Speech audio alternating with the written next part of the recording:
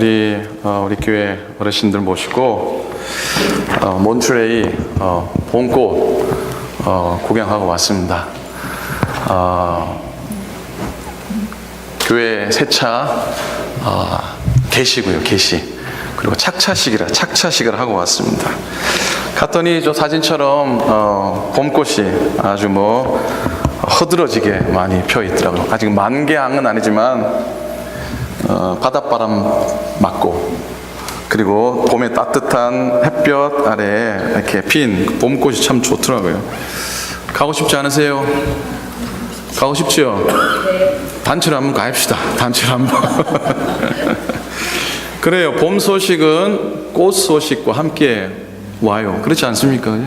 봄 소식은 꽃 소식하고 함께 오는 것 같습니다. 한국의 봄 소식을 전하는 가장 먼저 피는 꽃이 뭔지 아세요?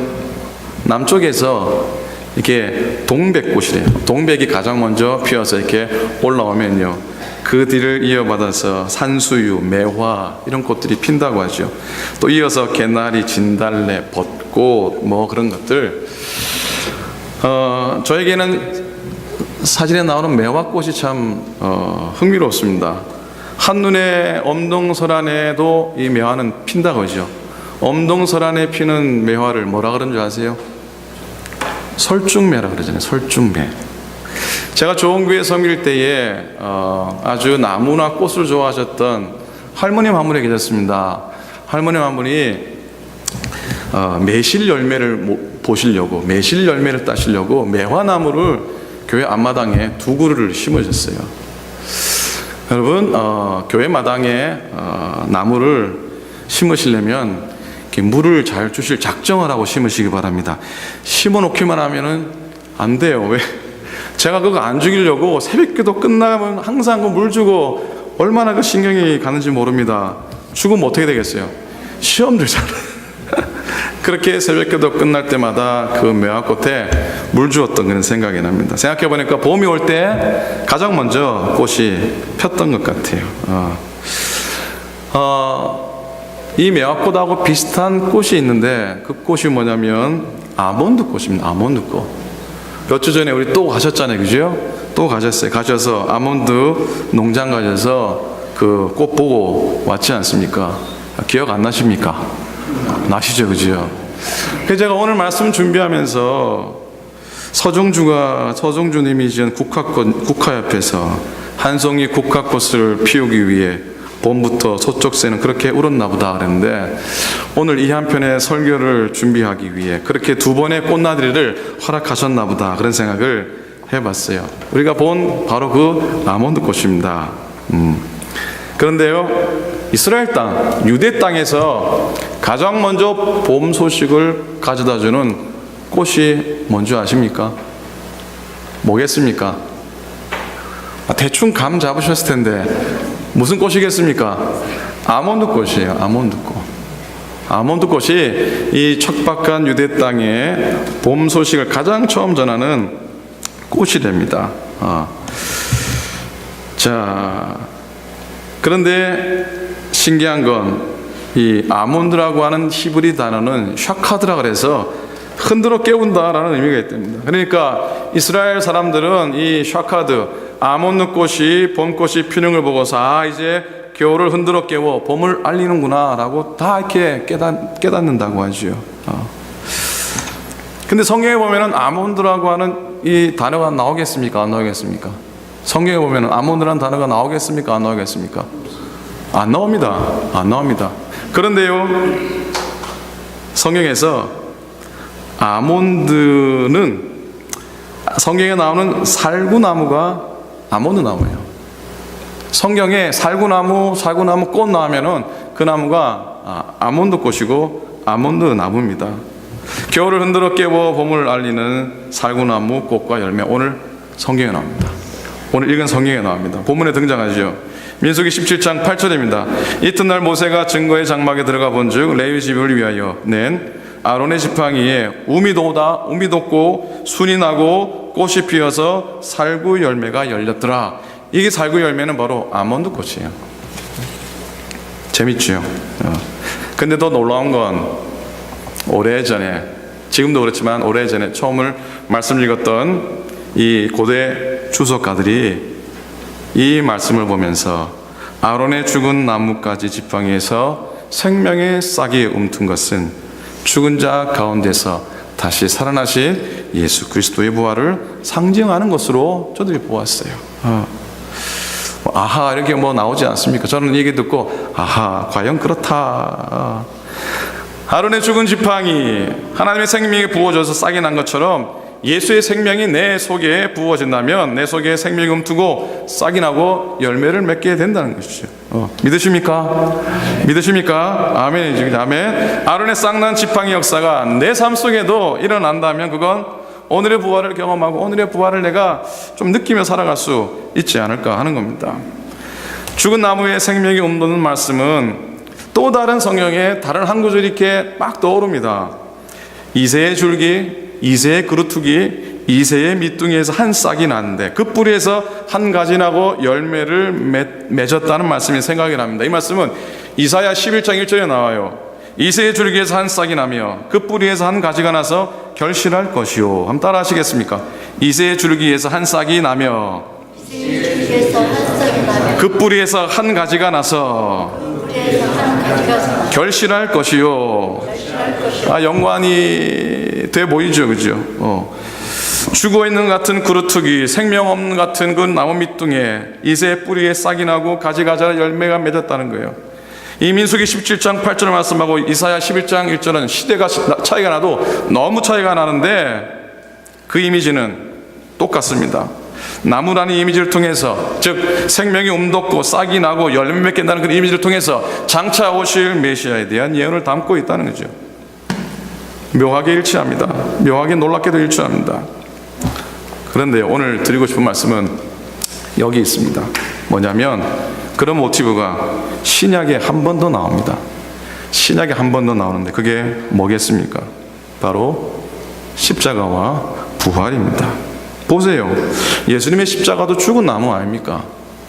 십자가는 죽은 나무요, 죽음의 나무요, 저주의 나무요, 생명이 없는 나무인데 거기에 매달린 예수님 때문에, 거기에 매달린 예수님 통해서 생명의 열매를 맺어가게 된다는 것이죠. 그렇지 않습니까?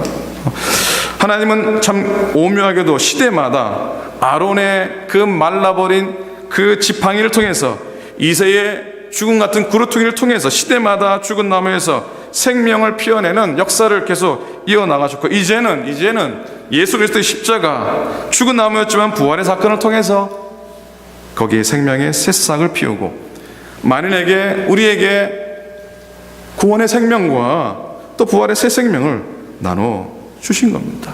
오늘날도 부활의 믿음을 내가 확실히 가지고 있으면은 오늘날도 저와 여러분을 통해서 그 역사는 계속 이어져 가는 것이고요. 그러니 나를 스스로 죽은 나무라, 마른 나무라 너무 절망하지 않기를 바랍니다. 내 속에 예수 그리스도의 생명을 모시면 아론의 싹난 지팡이처럼 움돋고 싹이 나고 열매를 맺게 될 줄로 믿습니다. 또 이새의 뿌리처럼 거기에서도 줄기에서 싹이 나고 가지가 나고 열매 맺게 되고, 결국은 예수님처럼 하늘에 죽은 미랄이 되어서, 그렇지만 오히려 더 많은 열매를 맺게 될 것이다. 그런 고백을 하고 살아가야 되지 않겠습니까? 비록 나는 죽어도, 비록 나는 땅에 묻힐지라도 더 많은 열매 맺고 예수님의 그래 살았던 것처럼 나도 그렇게 살겠다라고 한번 고백해 볼 수 있는 것 아니겠습니까? 꾸역꾸역 주워 담아야 되고, 꾸역꾸역 내 거 붙잡아야 되고, 꾸역꾸역 내 욕심대로 내 생각대로 살아야 되고, 그게 아니고요. 오히려 죽은 하나의 미랄이 돼서 나를 통해, 우리를 통해 더 많은 열매를 맺는다면 그 부활을 우리 삶 속에 한번 경험해 보는 것 아니냐 하는 것이죠. 그런데요, 그런 삶을 살기 위한 한 가지 조건이, 한 가지 전제가 있습니다. 그게 뭐냐면 내가 확실히 죽어야 한다는 겁니다. 만약에 아론의 지팡이가 싱싱한 가지였다면은 하나님의 생명 역사라고 얘기할 필요가 없는 게, 그거는 기적이 아니거든요. 하나님의 역사가 아니거든요. 자연의 이치니까. 만약에 이새의 그루트기가 생생했다면 거기에 하나님의 역사는 존재하지 않는 겁니다. 여러분, 부활은 죽음을 전제로 합니다. 오늘날 내게 진정한 부활의 역사가 나타나지 않는다면 그 이유를 곰곰이 생각해 봐야 되는데, 내 속에 예수 그리스도의 생명의 씨앗이 시원찮아서 내 가운데 예수 그리스도의 생명의 씨앗이 너무나 말라 비틀어져서가 아니라 내가 완전히 확실하게 죽지 않아서 예수 그리스도의 생명이 내 속에 탄생하지 못하는 것, 어떻게 생각하십니까? 오늘날 내 문제라고 여기는 수많은 걸림들은 예수 그리스도의 생명이 부족해서가 아니라 내가 확실히 죽지 못했기 때문이라는 겁니다. 얼마 전에 그 목회자들, 개척교회 또 자그마한 교회 목회자들 훈련이 있어서 갔었습니다. 지난달에 LA 한번 다녀온 적 있죠. 갔을 때 선배 목사님이 이런 간증을 하셨어요. 겪은 간증입니다. 교회 장례가 났습니다. 거기도 별로 크지 않으니까 목사님이 이렇게 장례식 순서지를 타이핑하고 있는데 이 목사님이 타이핑을 실수를 한 겁니다. 근데 몰랐어요. 모르고 장례식 날 그 장례식, 틀린 장례식 이 순서지가 나간 겁니다. 여러분, 유가족으로 이렇게 이런 삼남 삼녀가 있었는데 목사님이 깜빡 실수를 하고 뭐라고 타이핑을 하냐면 삼남 삼년이라고 그렇게 적었답니다. 삼남 삼년. 이게 작은 실수가 아니거든요. 이게 의도하지 않았던 시험거리가 될 수 있는 상황이었어요. 어머니 잃고 슬픈 가운데 있는데 목사님이 이런 실수를 하셨어요. 술렁술렁 됩니다. 유족들은 마음이 불편합니다. 목사님도 참 너무 죄송하고 미안하고 어떻게 될지 모릅니다. 난감합니다. 어쨌든 장례식 끝났어요. 끝났답니다. 그런데 장례식 끝난 다음에 그 유족들 중에 장남이 가족들을 다 불러 모았답니다. 집으로 불러 모아서 한자리에서 진지하게 이 장남이 형제들 또 자매들에게 그런 이야기를 했답니다. 장례식 순서지에 우리 목사님이 큰 실수했다. 어떻게 생각하냐? 큰 실수했다. 삼남 삼년이라 타이핑했는데 이거 분명히 잘못 타이핑하신 거다. 그렇게 하시면 안 되고 삼놈 삼년이라 하셔야 했다. 생각해봐라. 우리가 어머니한테 잘한 게 뭐가 있니? 어머니 가슴만 아프게 해드리고 불효했는데 삼놈 삼년이 맞지 삼남 삼녀가 맞냐? 목사님 타이핑 잘못하셨다. 삼놈 삼년이라 하셔야 했다. 이제 이 일에 개의치 말자 이렇게 넘어가게 됩니다. 그 얘기를 듣는데 얼마나 이렇게 가슴이 찡이 오는지.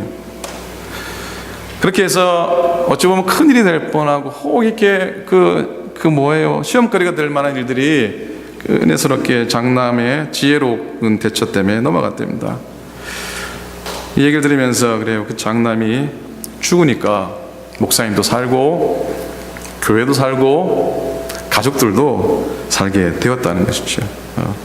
여러분, 이게 죽지만 그러나 사는 부활의 경험이지 뭐가 부활의 경험이겠습니까? 오늘날도 광야 같은 험한 인생길을 살아가는 우리의 삶 앞에 끊임없이 불평과 원망이 생산되고 있습니다. 그걸 잠재울 수 있는 유일한 방법은, 유일한 길은 예수 그리스도의 부활의 생명밖에 없는 겁니다. 부활의 생명밖에 없는 거예요.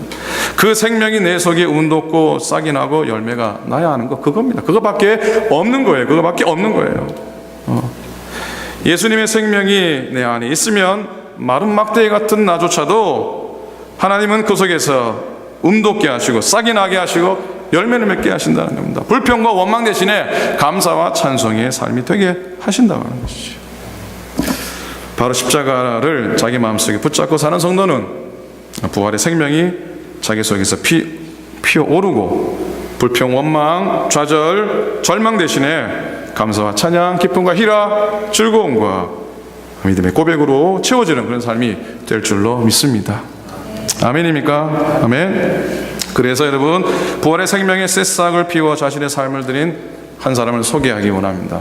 그 사람의 이름은 바로 사울이라 했던 바울입니다. 청년 사울, 예수 믿는 사람을 잡기 위해 다메섹으로 갑니다. 가는 도중에 엄청난 빛 가운데 쓰러지게 되지요. 예수님 만나게 됩니다. 무슨 영문인지 몰라지만 즉시 눈이 멀게 됩니다.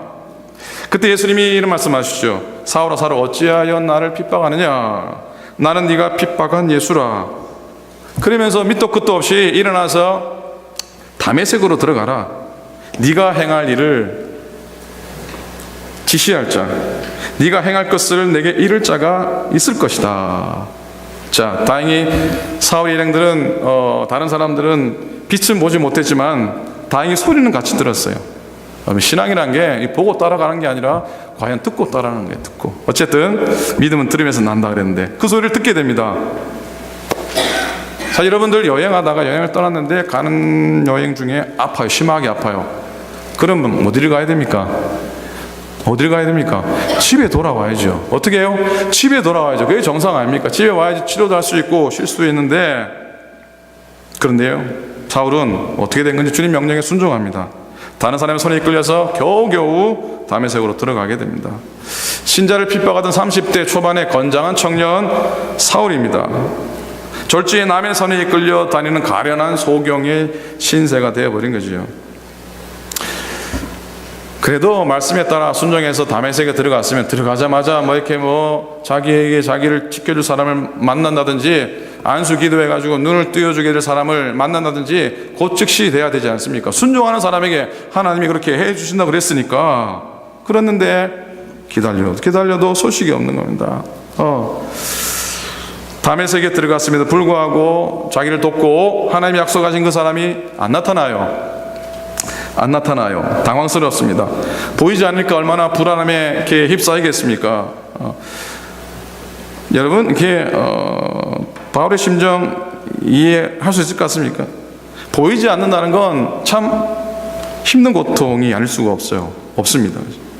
제가 몇 해 전에 안과에서 처음으로 녹내장입니다 라는 판정을 받았을 때 참 당황스럽고 참 뭔지 모르는 불안한 감정에 휩싸였어요. 내가 언젠가는 시력을 완전히 잃을 수도 있다고 하는 생각이 한참을 저를 괴롭혔습니다. 지금은 그러려니 하고 또 살아갑니다. 얼마 전에 박봉현 집사님이 녹내장기가 발견되셨다길래 죄송하지만 속으로 동지가 생겼다 했는데 다시 정밀 검사했더니 괜찮답니다. 이걸 이렇게 섭섭하게 해야 될지 감사해야 될지 다행입니다. 정말 다행입니다. 다행이에요. 안 보인다는 건 참 상상할 수 없는 그 괴로움이라 여겨집니다. 청년 사울은 눈이 감긴 채로 막연하게 사흘을 기다렸습니다. 사흘을 기다리라 그랬으면은 기다릴 텐데 그냥 막연하게 기다리라 했으니 이 3일이라는 게 짧은 시간이지만은 결국 짧은 시간이 아니잖아요. 여러분들 하루라도 보지 않고 지난다 그러면 그게 얼마나 괴롭겠습니까? 사울에게는 큰 고통과 절망이었습니다. 그래서요, 그 사흘 동안 이 바울은 식음을 전폐합니다. 먹지도 않고요, 마시지도 않는 3일 동안 그렇게 보내게 되죠. 결국 오늘 사도행전 9장 9절에 보니까 사흘 후에 사흘 후에 하나님이 보내신 아나니아가 그를 찾아와 안수하게 되고 사울은 다시 시력을 회복하게 됩니다. 그리고는 즉시 세례받고요, 다메섹 회당에 가서 예수 그리스도를 전파하는 일들을 이 바울이 행하게 됩니다. 자, 사울이 사흘을 고통한 후에, 즉 사울이 사흘간 죽었다가 바울로 다시 부활한 거죠. 어떻게 생각하십니까? 그렇지 않습니까? 죽었다가 부활하는데 사흘이 걸립니다. 스쳐 지나가는 한 인물이 등장합니다. 요나라고 하는 사람입니다. 물고기 뱃속에서 사흘 동안 지내죠. 자, 예수님도 부활에 대해서 말씀하실 때에 요나처럼 사흘간 죽었다가 살아날 것이라고 그렇게 예언하시지 않았습니까? 요나는 사흘 동안 완전히 죽었던 거죠. 절망으로 죽었고, 흑암 가운데 죽었고, 회개 가운데 죽었던 거죠. 더 이상 살 소망이 없다라고 완전히 끊어졌을 때에, 차분히 죽기를 기다리고 있었을 때에, 그때 물고기로부터 토해지게 되죠. 다시 부활한 겁니다. 사울도 절망과 흑암과 회개 가운데서 사흘 동안 완전히 죽었던 것이죠. 완전히 죽는데 사흘이라는 기간이 필요해요. 사흘이라는 기간이. 주님은 우리의 고난을 순식간에 해결해 주지 않으십니다. 죄송하지만 그렇습니다. 완전히 절망 중에 사흘이나 지나도록 내버려 두시는 것이죠. 상징적으로도 볼 수 있는 이 사흘 동안, 상징적으로 이해할 수 있는 사흘 동안이라는 이 시간은 완전히 죽는데 걸리는 시간을 의미합니다. 때로는 하나님이 진정 쓰시는 종은 먼저 완전히 죽이십니다. 표현이 좀 거칠지만 죽이십니다. 여러분, 숨이 시퍼렇게 살아있는 배추 갖고 그 김치를 담을 수 있습니까? 없습니까? 있으면 있다 그러시고 없으면 없다 그러시고, 있습니까? 없습니까? 못해, 그죠? 숨이 시퍼렇게 살아있는 배추 갖고 절대로 김치를 못 담습니다, 그죠? 그는 이런 얘기합니다. 맛있는 김치가 만들어지기 위해서 배추가 5번을 죽어야 된답니다. 5번을 죽는답니다. 첫 번째는 언제 죽습니까? 밭에서 배추가 뽑힐 때 죽습니다, 한번. 두 번째, 이게 어떻게 해요? 가져와가지고 잘 벗겨낸 다음에 칼로 어떻게, 칼로 그냥 중간을 싹 자르지 않습니까? 뭐 10등분 합니까? 10등분이 아니라 이렇게 십자로 이렇게 딱 자르죠, 그죠? 여러분보다 제가 더 많이 하는 것 같아요. 이렇게 다들 그런가. 그렇게 2번 죽습니다. 3번에는 어떻게 해요? 3번에는 소금을 쫙쫙 치면 진짜 죽습니다. 3번째 죽습니다. 4번째는 뭐예요? 그 다음에 어떻게 해요? 고추장, 된장 말고 고추장 뭐 온갖 양념으로 발라줘서 이 4번째 죽습니다. 5번째 마지막에 언제 죽습니까? 김치독에 담겨줘가지고 땅속에 깊이, 요즘은 그렇지 않지만 어쨌든 땅속이나 저기 뭐예요? 냉장, 김치 냉장고에 들어가길 때에 5번째로 죽는다고 하죠. 그렇게 될 때 맛있는 김치가 되는 겁니다. 하나님이 쓰시는 종은 죽게 내버려 두십니다. 다 죽어서 100% 항복한 종을 들어서 쓰시는 것이죠.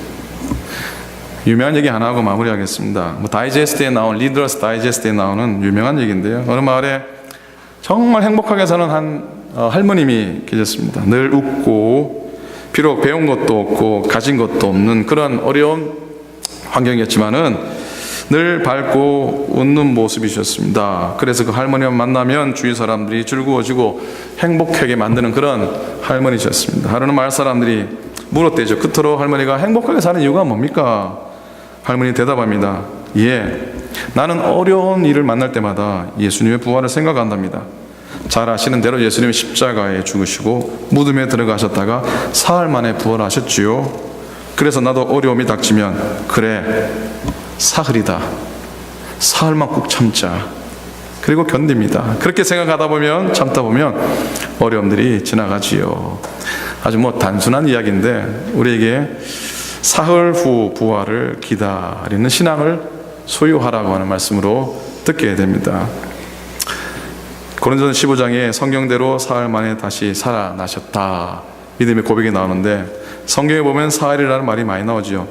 창세기 22장에 아브라함이 모리아 산에 이삭을 바칠 때, 출애굽기 15장에 마라의 쓴물이 단물로 변할 때, 아까 말씀했던 선자 요나가 물고기 뱃속에 있었던 날들, 이 사건에 나타난 사흘이라는 건 두말할 필요 없이 예수님의 십자가 사건과 부활의 사건과 결코 무관하지 않습니다. 사흘 만에 다시 살아나신 예수님의 그 모습을 가르치는 것이죠. 우리의 삶에 어려움이 닥치게 되면 사흘의 부활을 기다리며 한번 버텨보십시다. 버텨보는 겁니다. 너무 낙심해서 주저앉지 말고요. 그래, 딱 사흘간이다, 딱 사흘간이다 고백하는 것이죠. 아브라함이 고민하며 걸어갔던 사흘길, 하지만 모리아산에 도착했을 때 산에서 준비하신 하나님 만나지 않았습니까?